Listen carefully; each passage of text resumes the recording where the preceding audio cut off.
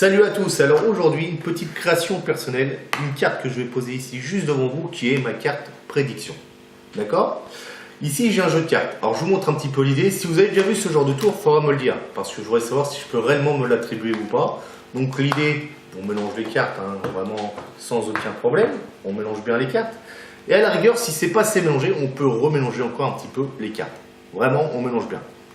À partir de là, je vous explique un petit peu mon idée. Donc je vais me présenter un petit peu à vous, il y a des gens qui me connaissent, il y en a d'autres qui ne me connaissent pas. Et moi je m'appelle Chris Magic. Et ouais, c'est mon nom d'artiste. En fait je m'appelle Christophe, mais c'est Chris Magic. Voilà, donc ce que je vais faire, c'est que je vais prendre le jeu qui a été mélangé et je vais retirer autant de lettres dans les cartes qu'il y a dans mon prénom. D'accord? Alors on y va, Chris, C-H-R-I-S.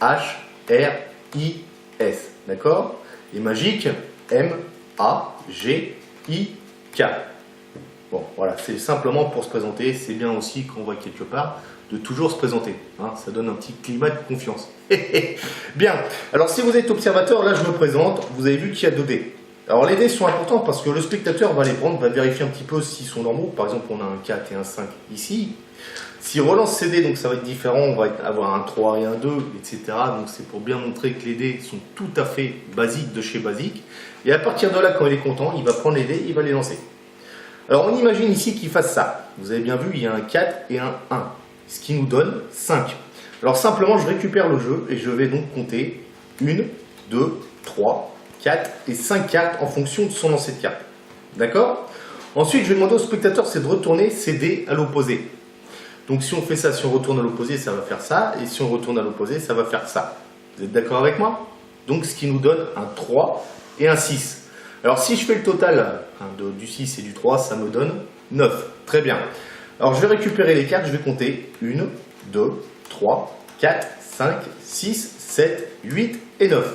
D'accord? On met les dés de côté. Donc la dernière carte, en fonction du dé du 9, ça va être celle-ci. Vous êtes d'accord avec moi? Bien. Alors moi je vais vous dire une chose. Ici on a donc la carte du spectateur qui a été faite en fonction de ses lancers de dés, etc. Je me suis présenté, on a mélangé le jeu. Et si on regarde la carte au hasard, on se retrouve ici avec une dame de cœur. Mais moi j'adore les femmes en plus, c'est une jolie carte. Bravo. Jolie carte, très très bon choix. Bon, enfin bref, il aurait pu tomber sur n'importe quelle carte, c'est vrai. C'est vrai. On va quand même regarder ma prédiction parce que là, ça serait quand même intéressant, c'est de voir si ma prédiction correspond avec la carte choisie au hasard par le spectateur. On regarde? Et si on frotte légèrement dessus, si on regarde ici, qu'est-ce qu'on voit? Ta carte sera dame de cœur. Vous voyez?